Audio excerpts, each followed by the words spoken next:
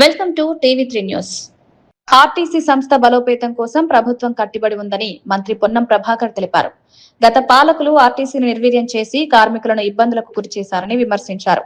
ప్రస్తుతం ప్రజాప్రభుత్వం సంస్థను బలపరుస్తోందని చెప్పారు. మహిళలకు ఉచిత ప్రయాణం కల్పించడం ద్వారా ఆర్టీసీ సేవలను విస్తరించామని పేర్కొన్నారు. కొన్ని వర్గాలు ఈ చర్యలను ఓర్వలేక కుట్రలు చేస్తున్నాయని ఆరోపించారు. కార్మికులు సమ్మెకు వెళ్లకుండా చర్చల ద్వారా సమస్యలు పరిష్కరించుకోవాలని పిలుపునిచ్చారు. ఫైనాన్స్ మంత్రితో కలిసి సమావేశమై పరిష్కారం కనుగొందామని సూచించారు. సంస్థ ప్రయోజనాలే ముఖ్యమని అందరూ కలిసి ముందుకు సాగాలన్నారు. గతంలో నాయకత్వం వహించి ఆర్టీసీని నిర్వీర్యం చేసి ఎగ్జిక్యూటివ్ డైరెక్టర్ ని ఎండీగా పెట్టి సమ్మె చేస్తే మొత్తం డిస్మిస్ చేస్తామనేటువంటి మాటలు చెప్పి ఆర్టీసీని పూర్తిగా రోడ్ల పాలు చేసి ఎన్నికలకు ముందు ఇంటెలిజెన్స్ నివేదిక మేరకు ప్రజలు వ్యతిరేకంగా ఉన్నారని ఎటువంటి సంప్రదింపులు లేకుండా ఎటువంటి తోటి నిర్ణయం లేకుండా ఊరికేనే విలీనం చేసుకుంటున్నామని ప్రకటించిన తర్వాత కనీసం మేనేజింగ్ డైరెక్టర్ కూడా ఆనాడు సజ్జనార్ గారికి తెలియకుండా ప్రిన్సిపల్ సెక్రటరీ తెలియకుండా ఆదరగా నోటిఫికేషన్ 2 రోజుల ముందు విలీనం చేసినటువంటి పరిస్థితి. అవును, మ్యానుఫ్యాక్చర్ పెట్టామన్నారు. ఇవాళ కూడా పాజిటివ్ గా ఉన్నాం, నెగటివ్ కాదు. ఇంపాక్ట్స్ చూస్తున్నాం. బాల్ ఫైనాన్స్ మినిస్టర్ గారి దగ్గరికి వెళ్ళింది. ఒకవేళ మీరు నాతో మాట్లాడే ఇబ్బంది అయితే నేను ఇలా రమ్మంటాను. అందరినీ ఫైనాన్స్ మినిస్టర్ దగ్గర కూర్చోబెట్టి మీ అంశాలన్నీ నివేదిక ఇప్పడానికి నేను సిద్ధం. పరస్పరమైనటువంటి స్పందన ఉండాలి. నేను రమ్మని ఇంత ఓపెన్ గా ఇన్విటేషన్ చేస్తా ఉన్నా. కూర్చొని ఆర్థిక శాఖ మంత్రి దగ్గర కూర్చోండి. ప్రజలు కూడా అర్థం చేసుకోండి. ఏది ఇలా మహిళలు ఉచితంగా ప్రయాణం చేస్తుంటే ఆ పార్టీకి నచ్చనంత మాత్రాన హరీష్ రావు గారు, దానికి సంబంధించిన చంద్రశేఖర్ గారి మాటలు ప్రత్యక్షంగా మీరు అంతా చూసినారు. ఈ వ్యవస్థని అన్యాయమైనట్టుగా మాట్లాడే పరిస్థితి జరుగుతోంది. ఆర్టీసీ మీద కుట్ర జరుపుతా ఉన్నారు. ప్రతి జాగాలో కూడా మీరు చూస్తా ఉన్నారు. ఆర్టీసీ ఒకటే ప్రజలకు సంబంధించిన స్కీమ్ మీద చాలా బాగా కాంగ్రెస్ పార్టీకి పేరొస్తుందని దీన్ని కూడా ఒక రాజకీయ వ్యూహంగా దీన్ని దెబ్బకొట్టే ప్రయత్నం చేస్తారు. ఇది ప్రజలు అర్థం చేసుకోవాలి. కార్మిక సంఘాలకు సంబంధించిన వాళ్ళు అర్థం చేసుకోవాలి. మేము మళ్లీ చెప్తా ఉన్నాం, ఎవరి మీద వ్యక్తిగతంగా ఎవరి మీద సంస్థ పరంగా ఎక్కడ కూడా అంశాల పట్ల వేరే కాళేశ్వరం ప్రాజెక్టుపై బీఆర్ఎస్ వైఖరిని ఎమ్మెల్సీ బల్మూర్ వెంకట్ తీవ్రంగా విమర్శించారు. మేడిగడ్డ బ్యారేజ్ కుంగిపోవడం వాస్తవమని పేర్కొన్నారు. Vigilance commission, dam safety authority, judicial కమిషన్లు కూడా అవకతవకలను గుర్తించాయని తెలిపారు. హైకోర్టు తీర్పు టెక్నికల్ అంశాలపై మాత్రమే వచ్చిందని, ఎవరికీ క్లీన్ చిట్ ఇవ్వలేదని స్పష్టం చేశారు. క్లీన్ చిట్ రాకముందే ఢిల్లీ వెళ్లి రాజకీయ ఒప్పందాలు చేసుకోవడం సరికాదని విమర్శించారు. ప్రజలను తప్పుదారి పట్టించే ప్రయత్నాలు జరుగుతున్నాయన్నారు. నిజాలు వెలుగులోకి వస్తాయని, బాధ్యులపై చర్యలు తప్పవని హెచ్చరించారు. టీఆర్ఎస్ ప్రభుత్వము 1,00,000 కోట్లతోటి కాళేశ్వరం ప్రాజెక్టు కట్టిందన్నది వాస్తవము. 2023-21 అక్టోబర్ తేదీన కాళేశ్వరం ప్రాజెక్టు సంబంధించి మేడిగడ్డ బ్యారేజ్ దగ్గర 7వ బ్యారేజ్ కుంగిపోయినన్నది కూడా వాస్తవము. ఎవరు కూడా వెళ్లి ఆ స్థలాన్ని పరిశీలిస్తే చాలా స్పష్టంగా కుంగిపోయినట్టు అర్థమైతది. దీనిపైన విజిలెన్స్ కమిషన్ ఏర్పాటు చేసినప్పుడు విజిలెన్స్ కమిషన్ కూడా చాలా స్పష్టంగా ఏదైతే అవకతవకలు జరిగినాయి, ఏదైతే తప్పుడు ప్రదేశంలో నిర్మాణాలు జరిగినాయి, నిర్మాణ లోపాలు ఉన్నాయని చెప్పి నివేదిక ఇవ్వడం జరిగింది. దాని తర్వాత దీనిపైన డ్యామ్ సేఫ్టీ అథారిటీ కూడా సరైన స్థలంలో కట్టలేదు, దీంట్లో తప్పులు జరిగినాయని చెప్పి డ్యామ్ సేఫ్టీ అథారిటీ కూడా చాలా స్పష్టంగా రిపోర్ట్ ఇవ్వడం జరిగింది. దాని తర్వాత దీనిపైన జ్యుడిషియల్ పీసీ ఘోష్ కమిషన్ ఏర్పాటు చేసిన తర్వాత పీసీ ఘోష్ కమిషన్ కూడా పూర్తి స్థాయిలో నివేదికను కూడా సమర్పించడం జరిగింది. సమర్పించిన తర్వాత దీన్ని పూర్తి స్థాయిలో ఈ 3 నివేదికలని అసెంబ్లీలో పెట్టి దీనిపైన చర్చ కూడా జరపడం జరిగింది.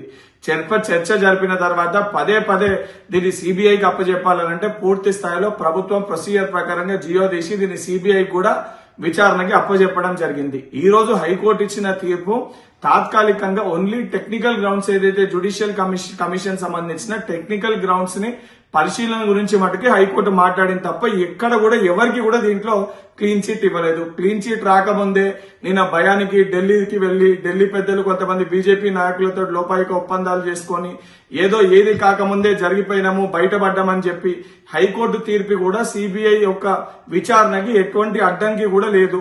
ఏమీ జరగకముందే హరీష్ రావు బీఆర్ఎస్ పార్టీ నాయకులు భుజాలు గుద్దుకుంటుండ్రో తప్పనిసరిగా మీరేదైతే సత్యం ధర్మం గురించి మాట్లాడుతున్నారో. కాళేశ్వరం ప్రాజెక్టుపై హైకోర్టు తీర్పు అనంతరం ప్రభుత్వం తీసుకునే చర్యలపై ఎంపీ చామల కిరణ్ కుమార్ రెడ్డి వివరించారు.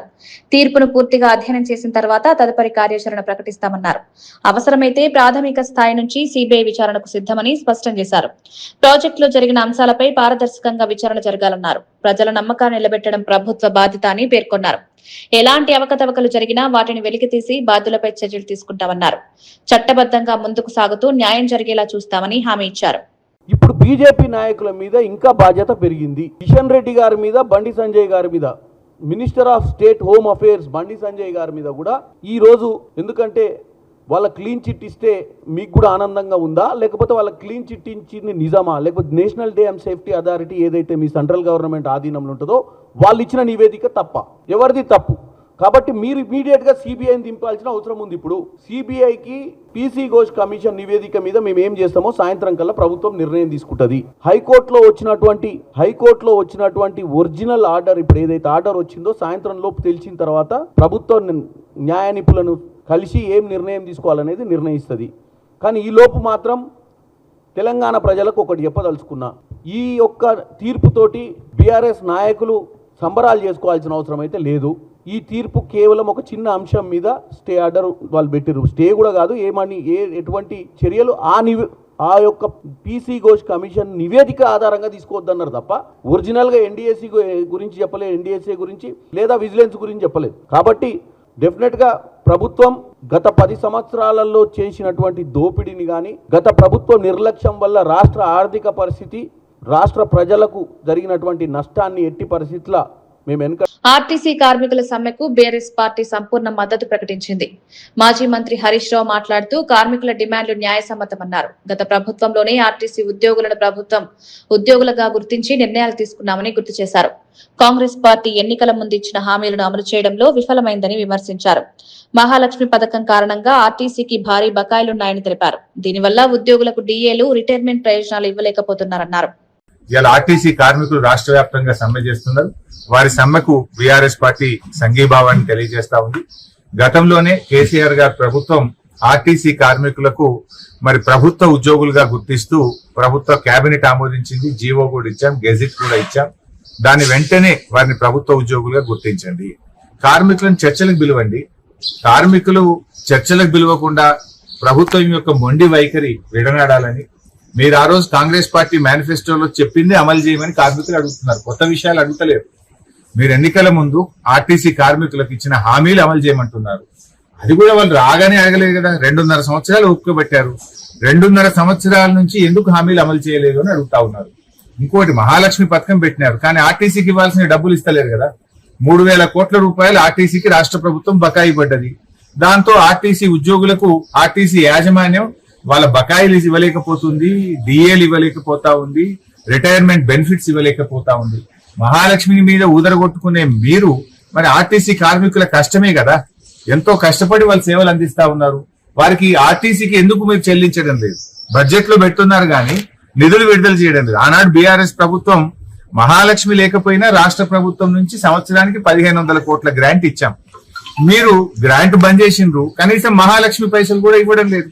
తక్షణమే మహాలక్ష్మి డబ్బులు ఆర్టీసీకి విడుదల చేయాలని కార్మికులతో చర్చ జరిపి కార్మికుల యొక్క న్యాయబద్ధమైన జనగామ కలెక్టర్ చర్యలపై తీవ్ర వివాదం నెలకొంది. అర్ధరాత్రి సమయంలో అధికారులు టీ స్టాళ్లు, మిల్క్ సెంటర్లను తొలగించడం విమర్శలకు దారితీసింది. ఇందిరా మహిళా శక్తి పథకం ద్వారా ఉపాధి పొందుతున్న మహిళలపై ఈ చర్యలు ప్రభావం చూపాయి. హైకోర్టు ఇచ్చిన గడువు ఉన్నప్పటికీ ముందుగానే తొలగించడం ఆగ్రహానికి కారణమైంది. బాధిత మహిళలు జీవనోపాధి కోల్పోయే పరిస్థితి ఏర్పడింది. గతంలో కూడా ఇలాంటి చర్యలు తీసుకున్నారని ఆరోపణలు వినిపిస్తున్నాయి. ప్రభుత్వ విధానాల అమలులో సమన్వయం లేకపోవడం ప్రశ్నార్థకంగా మారింది. బాధితులకు న్యాయం చేయాలని స్థానికులు డిమాండ్ చేస్తున్నారు.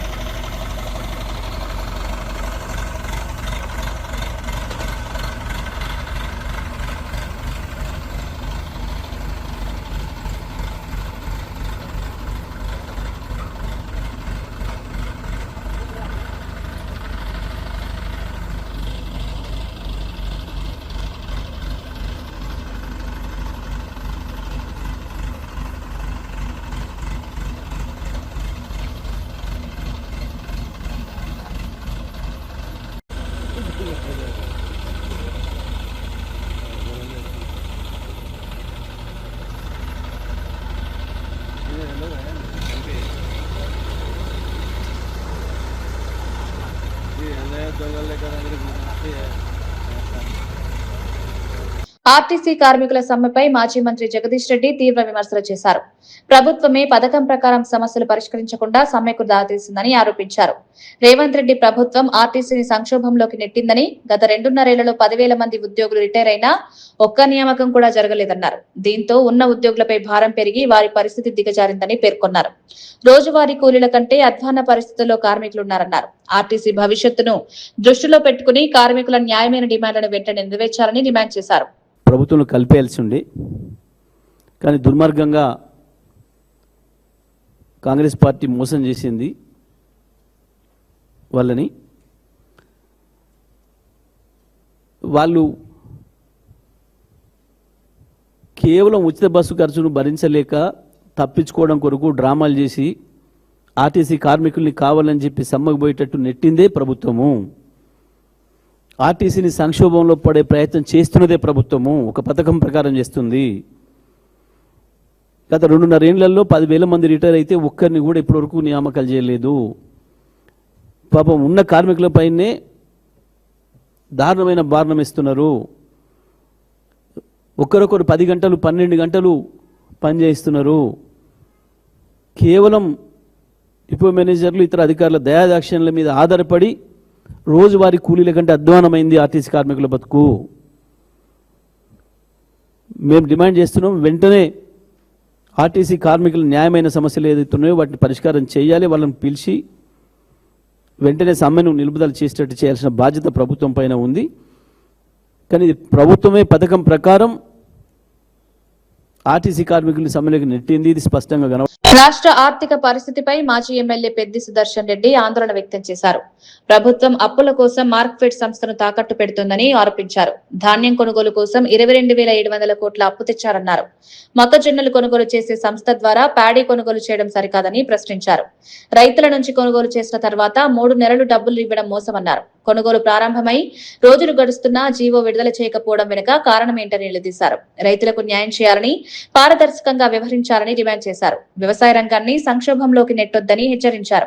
ఎందుకంటే జీవో 21 తీసుకొచ్చారు. ఇందులో తెలంగాణ సివిల్ సప్లైస్ కార్పొరేషన్కి అప్పు పుట్టకుంటే మార్క్ఫెడ్ను ముందు పెట్టి ఈ యాసంగి సీజన్లో 95 లక్షల మెట్రిక్ టన్నుల ధాన్యం కొనుగోలు చేయడానికి అప్పు కావాలని మార్క్ఫెడ్ను ముందు పెట్టి మార్క్ఫెడ్ సంస్థను కుదవబెట్టి ఎన్సిడిసి ద్వారా 22,700 కోట్ల అప్పు తీసుకొచ్చారు. మార్క్ఫెడ్ మొక్కజొన్న కొనుగోలు చేసేటువంటి corporation, civil supplies corporation paddy కొనుగోలు చేసేటువంటి కార్పొరేషన్.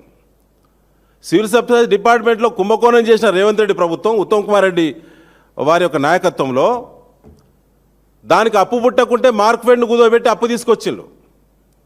మరి మార్క్ఫెడ్ కొనుగోలు చేయాల్సిన మొక్కజొన్నలకు ఎక్కడి నుంచి చెల్లింపులు చేస్తారు రేవంత్ రెడ్డి గారు? ఇప్పటి వరకు కూడా మార్క్ఫెడ్ కొనుగోలు కేంద్రాలు ఏవైతున్నాయో మొక్కజొన్న కొనుగోలు సంబంధించిన నిర్ణయం పట్ల ఆ ప్రొక్యూర్మెంట్ చేయడానికి జీవో కూడా విడుదల చేయలేదు ఈ ప్రభుత్వం. 23 రోజులు అవుతుంది కొనుగోలు జరగబట్టి. దీని రహస్యమేందో, దీని మర్మమేందో చెప్పాలి. ఒక్క క్వింటా మొక్కజొన్న రైతు కూడా ఇప్పటివరకు రాష్ట్రంలో చెల్లింపు జరగలేదు. చెల్లింపులు జరిగే అవకాశాలు లేవు. 3 నెలల తర్వాత మొక్కజొన్న అమ్ముకున్న రైతులకు చెల్లింపులు చేస్తామని చెప్పి కొనుగోలు ఏజెన్సీలు తెలియజేస్తున్నారు. ఇది మోసం కాదా? రైతు పెట్టుబడి ఇప్పటివరకు దిక్కులేదు, కానీ యాసంగి పంట చేతికొచ్చింది, పేరుకే కాంటాలు తప్ప. దిల్సుఖ్ నగర్ ఆర్టీసీ డిపో వద్ద ఉద్రిక్తత నెలకొంది. సమ్మెలో భాగంగా కార్మికులు ప్రైవేట్ వాహనాలను అడ్డుకోవడంతో ఉద్రిక్త వాతావరణం ఏర్పడింది. ఈ క్రమంలో కార్మికులు పోలీసుల మధ్య వాగ్వాదం చోటు చేసుకుంది. పరిస్థితి అదుపులోకి తెచ్చేందుకు పోలీసులు జోక్యం చేసుకున్నారు. ప్రయాణికులకు ఇబ్బందులు కలగకుండా చర్యలు తీసుకున్నారు. కార్మికులు తమ డిమాండ్ల పరిష్కారం కోసం నిరసన కొనసాగిస్తున్నారు. సమ్మె ప్రభావంతో రవాణా వ్యవస్థపై ఒత్తిడి పెరిగింది. ప్రభుత్వం, కార్మిక సంఘాల మధ్య చర్యలు అవసరమని పరిస్థితులు సూచిస్తున్నాయి.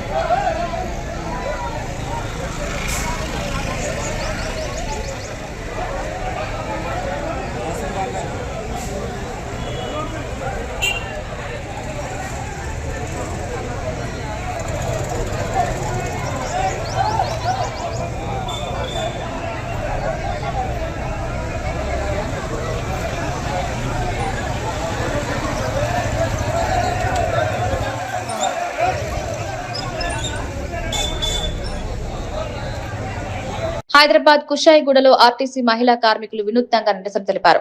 బస్ డిపో ముందు బతుకమ్మ ఆడుతూ తమ సమస్యలను ప్రభుత్వ దృష్టికి తీసుకొచ్చారు. తమ డిమాండ్లను వెంటనే పరిష్కరించాలని కోరారు. మహిళా కార్మికుల నిరసనకు స్థానికులు మద్దతు తెలిపారు. శాంతియుతంగా తమ అభిప్రాయాలను తెలియజేయడం విశేషంగా మారింది. ఉద్యోగ భద్రత, వేతనాలు, ఇతర సమస్యలపై ప్రభుత్వం స్పందించాలని కోరారు. సమస్యలు పరిష్కరించే వరకు పోరాటం కొనసాగుతుందని స్పష్టం చేశారు.